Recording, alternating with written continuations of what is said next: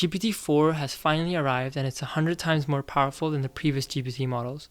GPT-4 can turn a drawing on a piece of paper into a functioning website, it can explain jokes from images, and it can also tell you what to cook based on a picture of ingredients. So let's talk more about what exactly is this new GPT-4. So OpenAI held a developer conference where they revealed their most powerful AI model to date, beating their previous GPT-3 and 3.5 models. They showed demos of how GPT-4 is one of the most powerful AI engines in history. So if you're new around here, my name is Jan Siddiqui, I work at Microsoft, and in this video we're going to talk about what GPT-4 exactly is and how is it better than its previous engine. So let's start in comparison with the new GPT-4 model and GPT-3.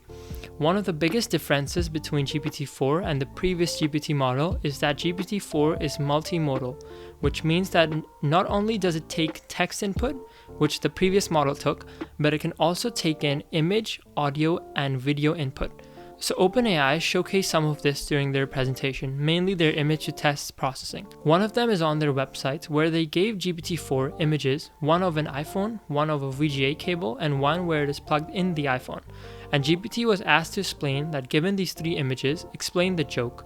And it did pretty well, explaining that iPhone represented a new technology, but the humor was that it's being charged by something old. Now this may seem simple, but this is unheard of amongst any previous AI systems. But the real juice of GPT-4 was shown in the second demo where OpenAI showed a picture drawing on a piece of paper, which was sent to GPT, and just under 10 seconds, GPT created a fully functional website from this drawing. So in this case, the website was a joke generator. So when you clicked a button, it would generate a joke. So GPT-4 generated all of the HTML, CSS, and JavaScript of the website. The code was then copied over to an editor where it could be showcased as a fully functional website. Now, as a software engineer, this technology is really mind-blowing to see. OpenAI also showcased some of the companies that are working with GPT-4 in their products. For example, one of them is Khan Academy. They built a teaching assistant similar to chatgpt, but a bit more fine-tuned for supporting learning of online students. In their presentation, they showed a lot of statistics on how GPT-4 performs with benchmark tests, something which previous models were not that great at.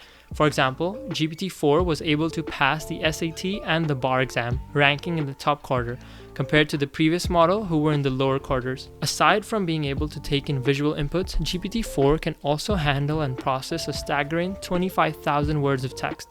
It is also way more accurate and precise in its responses compared to the previous models. For example, you can ask GPT-3 to summarize Cinderella and it would do that perfectly. But what it wouldn't do is summarize it with restrictions. So for example, GPT-4 you can ask to summarize Cinderella, but you can add some restrictions where no letters can be repeating and that each word has to begin with the next letter according to the alphabetic order. Now this is a much more complex task, but GPT-4 can easily do this. GPT-4 also has a better reasoning system compared to ChatGPT.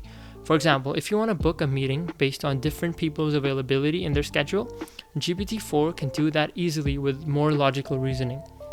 GPT-4 is also much safer and less prone to errors. OpenAI mentioned that in their presentation they spent half a year making sure GPT-4 is less likely to respond to requests for disallowed content and 40% more likely to produce more factual responses. The API is still yet to be revealed and has a waitlist that you can sign up for today to play around with ChatGPT4 and how it can help you and your product and your business needs. With GPT-4 being more powerful than its previous GPT 3.5 model, what do you guys think will happen with this type of technology as it is made public? Let me know in the comments down below. If you've enjoyed this video, make sure you like and subscribe, and I'll see you guys in the next one. Thank you for watching.